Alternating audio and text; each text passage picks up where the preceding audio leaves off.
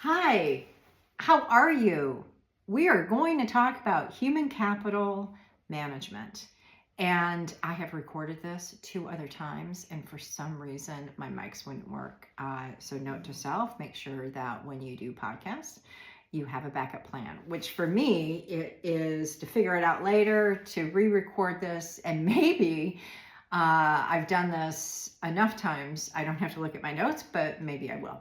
So let's talk about human capital management. This goes back to strategic HR, which aligns with the mission and vision of the organization and the strategies. And this goes into human capital management. Truly looks at the people in an organization as assets or liabilities. It is data driven. So when you talk about data, let's talk about that for a moment. Data, especially for sport management people or hospitality with revenue management, is you're really looking at the numbers, not the people, right? So think about this. Think about layoffs. Think about what you're seeing. And if you're not, you need to be aligned with it because, I don't know where we're at today in our workforce. We have a lot of layoffs. It's getting harder and harder to get jobs. And so human capital management really is based on data.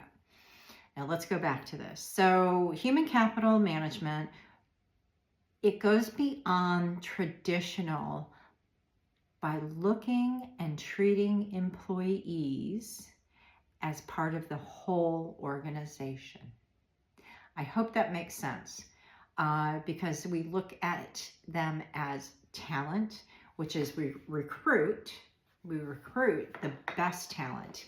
And I know I'm talking to a lot of sport management people. We recruit, right? And you use things to recruit. You use consistency, you use instruments, you use whatever it is to recruit the top people, hoping that they're going to add to the organizational goals. Now, with that being said, you also have to develop them. You have to onboard them the right way, and because it's expensive. Last week, I offered between $3,000 and $5,000 is what it costs to onboard a front desk person. So if you're having turnover at your front desk, $3,000 to $5,000 times how many? 10? I mean, that's a lot of money, right? If you think about it. So this way we look at the whole organization and human capital. We get the right people in, we develop them, we hope that we retain them. And then we continue to do the employee life cycle and train them throughout. And then we look at their performance, we set the goals, and we compare the performance to the goals, and we tweak it, and we give feedback. And I think about this is especially in the sport area is, you don't get better by doing the same thing, right? You need some feedback. You need a coach. And that is part of what human capital management is about. But it's also being strategic about your planning, about knowing what you need in the future. Seasonal workers, maybe. Off-season workers, you need to figure that out with the numbers. And then succession planning. And if you haven't read about that, please go and read about succession planning. Succession planning really is a great way in order to sit down within the organization with the key players and go, okay, where are we going? What are we doing? And who do we have in place? And then you go to that employee and you make sure that they're getting developed and they're getting where they need to go in the succession planning. And that helps everybody. I have a dog that absolutely goes crazy. She goes over there and she wants to get a treat. So I think I'm going to pause this and figure out what is needed so she doesn't go crazy. Okay, I've got her here.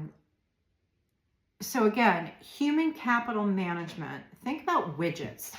When I say widgets, I mean you're producing, let's say that you're producing cars. Let's just say that. and they're going along the line, right? And you're producing cars. And at the very end, you want to make a profit on those cars, right?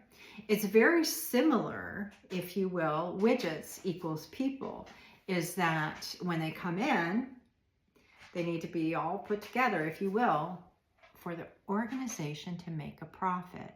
But that's all because you're developing people, you're looking at their performance, you're getting rid of people that don't have the performance. You know, it's not all kumbaya. It's but being strategic about it, and especially if you need to make the big decisions on layoffs, the big decisions on money, cutting millions of dollars and millions of, and jobs. Are you going to do that? Allie Green, you're done, you're out. No, you're going to look at the numbers. You're going to let the numbers help you make decisions. And that's hard. That's super hard. But that's also strategic. You're looking at the trends.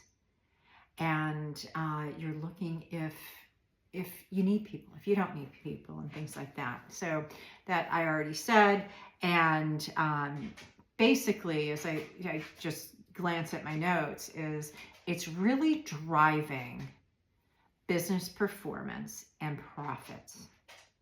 So those that look at the organization holistically and people within the organization and use human capital management, they typically are on top of their game because they take emotions out of it and look at data-driven analytics. I'm about 7 minutes. That's enough for today. And we'll go on next week with a little bit of a different lecture. Until then, thanks.